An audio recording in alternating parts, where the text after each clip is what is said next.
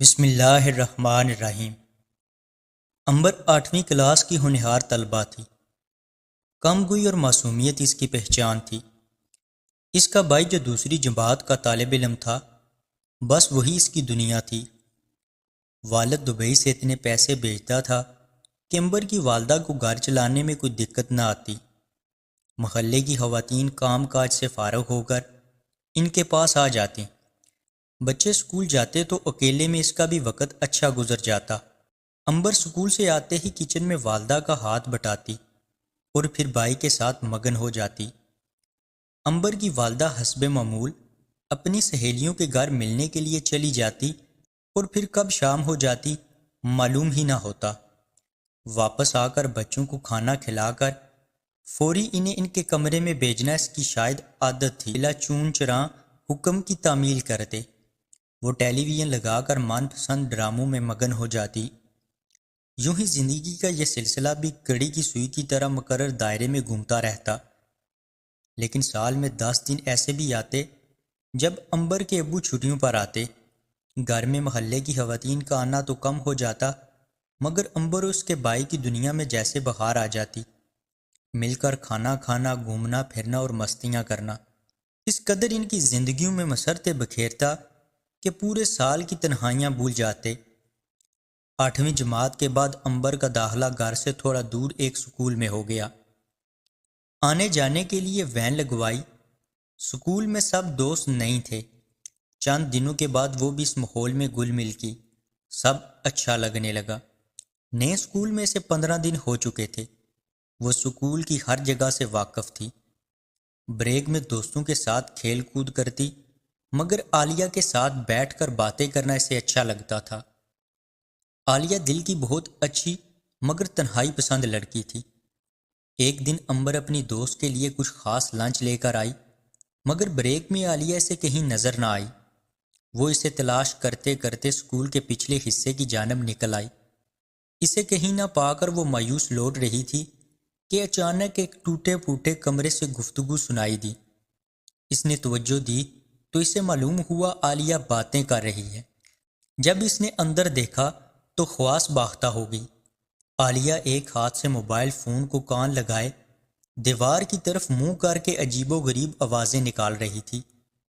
امبر کے لیے یہ منظر انتہائی عجیب تھا۔ وہ اس کو آواز دینا چاہتی تھی، مگر اس کے حلق سے آواز نے جیسے ناتا ہی توڑ لیا تھا۔ وہ نہ چاہتے ہوئے بھی اس کی جانب بڑھنے لگی، مگر عالیہ آنکھیں بند کیے نہ جانے کس دنیا میں مگن تھی کہ امبر کے جھنجھوڑنے کے باوجود نہ تو اس کی آوازوں میں تبدیلی آئی اور نہ ہی اس کا ہاتھ جس سے وہ خود کو مساج دے رہی تھی تھما۔ پھر اچانک وہ مڑی اور امبر سے لپٹ گئی۔ امبر کے لیے یہ سب نیا تھا۔ اس کو عالیہ کے لپٹنے کی وجہ سے تو شاید معلوم نہ تھی، مگر وہ اس کی حالت دیکھ کر پیچھے بھی نہ ہی ہٹنا چاہتی تھی۔ اس کو معلوم ہی نہ ہوا کہ کب عالیہ نے اپنا ہاتھ اس کی شرٹ میں داخل کر کے اس کے سینے پر پھیرنا شروع کر دیا۔ شاید وہ اس کو روک بھی لیتی، مگر عالیہ نے اس کے زیریں لب پر اپنے ہونٹ یوں پیوست کر دیے کہ امبر اسے روک نہ پائے۔ کچھ دیر بعد خواص بحال ہوئے تو دونوں نے اپنا اپنا یونیفارم درست کیا اور بغیر ایک دوسرے سے بات کیے تیز تیز قدم اٹھائے گراؤنڈ کی جانب بڑھ گئی۔ بریک ختم ہو چکی تھی۔ تمام لڑکیاں اپنی اپنی کلاس میں جا چکی تھیں۔ وہ دونوں سہمی سہمی کلاس میں داخل ہوئی۔ ٹیچر بورڈ پر میتھ کا سوال حل کروا رہی تھی۔ وہ دونوں دبے پاؤں اپنے بینچ پر بیٹھ گئی۔ ٹیچر کو تو ان کے آنے کی خبر نہ ہوئی، مگر امبر گھبرائی اور ڈری ہوئی تھی۔ اس کو لگ رہا تھا کہ کچھ غلط ہو گیا ہے۔ اسے محسوس ہو رہا تھا کہ پوری کلاس اسے دیکھ کر منہ چڑھا رہی ہے۔ اس کی نظریں تو اس بورڈ کی جانب تھی جس پر ٹیچر سوال حل کر رہی تھی، مگر اس کی سوچ بھنور میں پھنسی ہوئی گیلی لکڑی کی مانند تھی جو پانی کے اس دائرے سے باہر نہیں نکل پاتی، اور پھنور بھی ایسا جو دور تیزی اور پھنور بھی ایسا جو دور تیر اور پھنور بھی ایسا جو دور تیرتی چیزوں کو بھی اپنی لپیٹ میں لے کر طے خاک تک پہنچا دیتا ہے۔ وہ کلاس میں بیٹھے ہوئے بھی موجود نہ تھی۔ اسی ایڑا بن میں سے معلوم ہی نہ ہوا کہ جانے کب چھٹی کی گھنٹی بج گئی۔ عالیہ نے اسے جھنجھوڑتے ہوئے کلاس ختم ہونے کا بتایا۔ وہ اٹھی اور خاموشی سے عالیہ کے پیچھے چل دی۔ وہ دونوں وین میں سوار ہوئی۔ امبر نے وین میں داخل ہوتے ہی ٹیک لگا کر آنکھیں بند کر لی۔ عالیہ نے اس کا ہاتھ تھاما تو اسے خبر ہوئی کہ امبر کو تو شدید بخار ہے۔ جو ہی امبر کا گھر آیا، عالیہ بھی ساتھ اتر گئی۔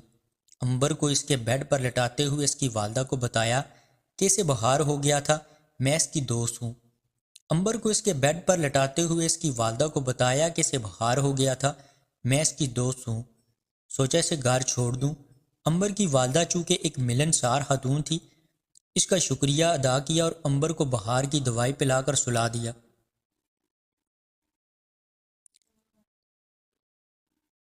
عالیہ نے بتایا کہ آنٹی میرا گھر آپ کے قریب ہی ہے، میں چلی جاؤں گی، مگر امبر کی امی نے اس کے ساتھ جانا مناسب سمجھا۔ گھر پہنچے تو عالیہ نے اپنی امی کو امبر کی والدہ کا تعارف کروایا۔ پھر ملیں گے کہہ کر امبر کی والدہ گھر واپس آ گئی۔ امبر کا بخار تو ٹوٹ چکا تھا مگر وہ گہری نیند سو چکی تھی۔ شام کو امبر اٹھی تو اس کی طبیعت تو کافی بہتر تھی مگر وہ ابھی ڈری ہوئی تھی۔ اس کی امی نے کہا، عالیہ کتنی اچھی لڑکی ہے، تمہیں گھر تک چھوڑنے آئی ہے، وہ ہمارے قریب ہی رہتے ہیں، تم اٹھ کے منہ ہاتھ دھو لو اور کپڑے تبدیل کر لو۔ امی کی بات سنتے ہی وہ اٹھی اور کپڑے تبدیل کرنے چلی گئی۔ اب اس کا دماغ بوجھل نہیں تھا، وہ خود کو ہلکا پھلکا محسوس کر رہی تھی۔ آج پہلی دفعہ وہ خود کو کپڑے اتار کر شیشے میں مسلسل گھور رہی تھی۔ اسے یوں لگ رہا تھا جیسے دنیا کی تمام راحتیں امڑ کر اس کے تن اور من میں سمو گئی ہیں۔ پہلی دفعہ اسے اپنے خد و حال پر پیار آ رہا تھا۔ جوں جوں شاور کا پانی اس کے جسم پر پڑ رہا تھا، وہ یوں محسوس کر رہی تھی جیسے صحرا کی تپتی ریت پر رم جم ہو رہی ہو۔ اس کا دل چاہ رہا تھا کہ کاش اب عالیہ میرے ساتھ ہوتی۔ اس کی کمی سے شدت سے محسوس ہو رہی تھی۔ شاور لینے کے بعد کپڑے تبدیل کرتے کرتے اس کی نظریں مسلسل شیشے پر ہی جمی تھی۔ وہ خود میں مگن ہوگی۔ اچانک امی کی آواز آئی کہ باہر آؤ، تم سے کوئی ملنے آیا ہے۔ اس نے آخر نظر شیشے پر ڈالی اور ڈرائنگ روم میں آ گئی۔ وہ یہ دیکھ کر حیران رہ گئی کہ جو وہ خواہش وہ نہاتے ہوئے کر رہی تھی وہ اتنی جلدی پوری ہو چکی تھی۔ عالیہ اور اس کی امی امبر کی والدہ کے ساتھ خوش گپیوں میں محو تھی۔ امبر نے سلام کیا اور اپنی امی کے پاس جا کر بیٹھ گئی۔ تھوڑی دیر بعد امبر کی امی نے کہا، بیٹا آپ کی آنٹی گجریلا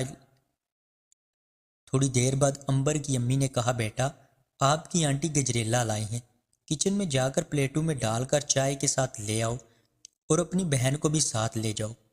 چائے کا سنتے ہی علی جو اب تک کارٹون دیکھنے میں مصروف تھا دوڑتا ہوا کچن میں امبر کے پاس آ گیا۔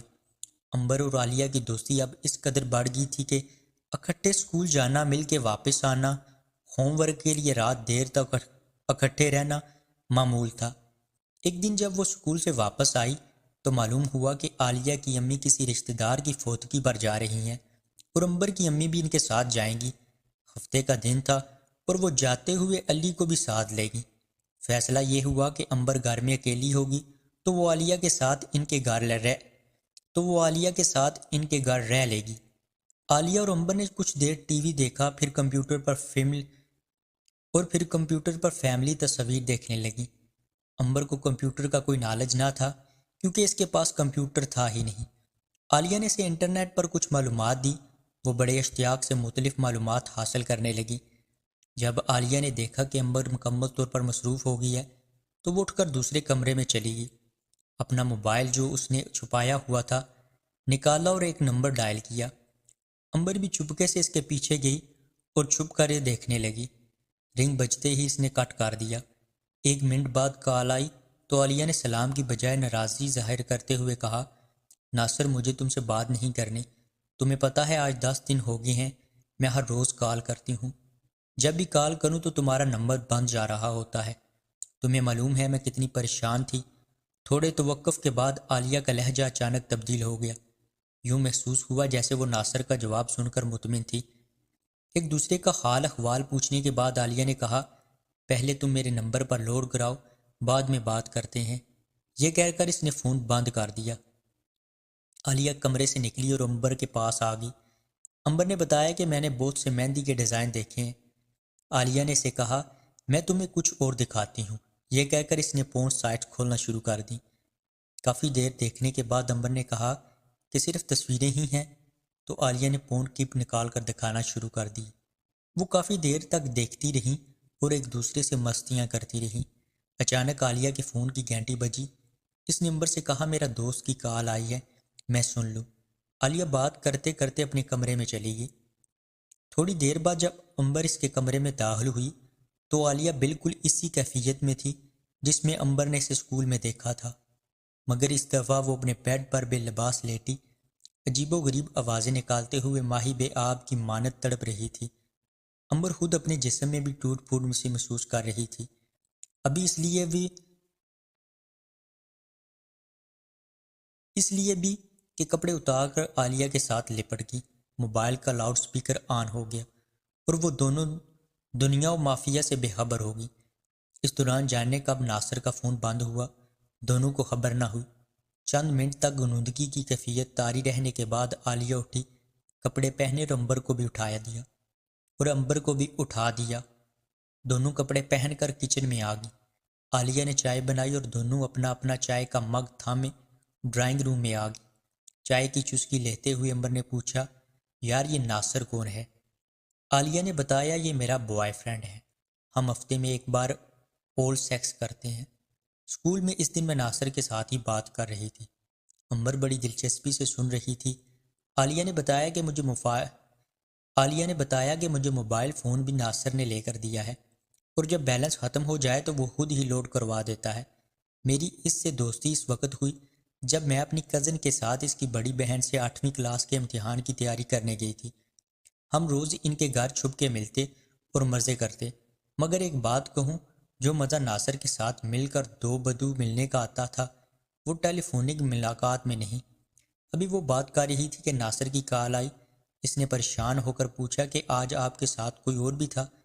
عالیہ نے بتایا کہ میری دوست امبر ہے اور آپ سے بات بھی کرنا چاہتی ہے۔ یہ کہہ کر اس نے فون امبر کے کان کو لگا دیا۔ امبر نے دھیمی سی آواز میں سلام کا جواب دیا، پھر ایک دوسرے کا تعارف گپ شپ میں تبدیل ہو گیا۔ جب 5 منٹ تک ان کی بات چلتی رہی تو عالیہ نے کہا، اسے کہو میں بعد میں بات کروں گی، اور ہاں اسے کہو 100 روپے کا بیلنس کروا دینا۔ جب امبر نے کہا تو ناصر نے کہا، تمہارے نمبر پر یا عالیہ کے نمبر پر؟ تو امبر نے بتایا کہ میرے پاس تو موبائل ہی نہیں۔ یہ کہہ کر فون بند کر دیا۔ رات کے 9 بج چکے تھے۔ دروازے پر دستک ہوئی۔ عالیہ نے دروازہ کھولا تو سامنے عالیہ کی امی تھی۔ وہ اندر آئی، ہاتھ میں کچھ سامان تھا۔ عالیہ کو پکڑایا اور اس کو امبر کے گھر چھوڑنے چلی گئی۔ پیر کو اسکول میں بریک ٹائم عالیہ نے امبر کو ایک پیکٹ تھماتے ہوئے کہا کہ یہ کل ناصر نے تمہارے لیے گفٹ بھجوایا تھا، مگر اسے گھر جا کر کھولنا۔ رات کو جب امبر اپنے کمرے میں گئی اور گفٹ کھول کر دیکھا تو اس میں موبائل تھا۔ اس نے آن کیا تو ناصر کا میسج آیا ہوا تھا کہ کل میں اور عالیہ نے پیزا کھانے جانا ہے، آپ آئیں گی تو اچھا لگے گا۔ زندگی میں پہلی دفعہ امبر اسکول کی بجائے ڈیٹ پر گئی۔ اسے عجیب تو لگ رہا تھا مگر اچھا بھی محسوس ہو رہا تھا۔ اس کے بعد ناصر اور امبر فون پر رات کو بات کرتے اور دن کو امبر اور عالیہ رات کو ہونے والی باتیں ڈسکس کرتی۔ ایک دن امبر اور ناصر نے ملنے کا پروگرام بنایا۔ عالیہ 3 دن سے گاؤں گئی ہوئی تھی، وین والے کو پہلے ہی چھٹی کا بتا چکی تھی۔ اس نے ناصر کو میسج کیا کہ مجھے 100 روپے کا لوڈ کروا دینا۔ اس کے بعد جب اس کی امی علی کو اسکول چھوڑ کر واپس آئی تو امبر نے بیگ اٹھایا اور اسکول کے لیے نکل پڑی۔ یوں ہی بڑی سڑک پہنچی تو ناصر پہلے ہی وہاں گاڑی میں موجود تھا۔ گاڑی روانہ ہوئی۔ 20 منٹ کی ڈرائیو کے بعد گاڑی ایک گھر کے سامنے رکی۔ ناصر گاڑی سے اترا اور بڑا دروازہ کھول کر گاڑی اندر کھڑی کر دی۔ دروازہ بند کیا اور دونوں گھر میں داخل ہو گئے۔ بظاہر یوں لگ رہا تھا کہ گھر کئی روز سے بند تھا۔ ناصر نے بتایا، یہ گھر میرے انکل کا ہے، وہ آج کل فیملی کے ساتھ دبئی گئے ہیں۔ ناصر نے امبر سے کہا، آج میں چاہتا ہوں کہ تمہیں خوش کروں اور جو کچھ ہم ٹیلی فون پر کرتے رہے ہیں وہ اب آمنے سامنے کریں۔ بس پھر دونوں مدہوش ہو گئے۔ اس طرح ملاقاتوں کے سلسلے جاری رہے۔ 1 مہینے کی چھٹیوں پر گئی عالیہ جب واپس لوٹی تو امبر سے ملنے اس کے گھر آئی۔ امبر کی پریشانی اس سے دیکھی نہ گئی۔ عالیہ کے سرار پر اس نے تمام واقعات اسے بتائے اور یہ بھی بتایا کہ اب 7 دن سے اس کا نمبر بھی بند جا رہا ہے اور اس مرتبہ مجھے وہ بھی نہیں آئی۔ عالیہ ساری بات سمجھ گئی، اسے تسلی دی اور گھر چلی گئی۔ شام کو عالیہ اپنی کزن کے ساتھ ناصر کے گھر گئی تو وہاں یہ جان کر ہکی بکی رہ گئی کہ ناصر کو تو دبئی گئے آج 7 دن ہو گئے ہیں۔ یہ سننا تھا کہ عالیہ کے پاؤں کے نیچے سے زمین سرک گئی ہو۔ وہ سوچ رہی تھی کہ اگر وہ میرے سامنے ہو تو میں اسے گولی مار دوں۔ کمینہ میری دوست کو ماں بنا کر اسے مشکل میں ڈال کر خود دبئی بھاگ گیا، مگر وہ اب کر بھی کیا سکتی تھی۔ اگلے دن جب اس نے امبر کو بتایا تو وہ بھی خاص باختہ ہو گئی۔ شام کو عالیہ چائے پی رہی تھی کہ اس کی امی نے تقریباً چیختے ہوئے آواز دی، جلدی آؤ، امبر نے خودکشی کر لی ہے۔ یہ سنتے ہی عالیہ کے طوطے اڑ گئے۔ وہ اٹھنا چاہتی تھی مگر غش کھا کر گری اور بے ہوش ہو گئی۔ اگلے دن اسے ہوش آیا تو امبر منو مٹی تلے دفن ہو چکی تھی۔ اس کے ماں باپ غم سے نڈال تھے، مگر اس کی دکھ درد کی کوئی کہانی سمجھ سکتا تھا۔ وہ اس کرب میں مبتلا تھی کہ وہ خود اپنی دوست امبر کی قاتل ہے، لیکن وہ یہ بات کسی سے شیئر نہیں کر سکتی تھی۔ وہ جیتے جی مر گئی اور ایک زندہ لاش بن چکی تھی۔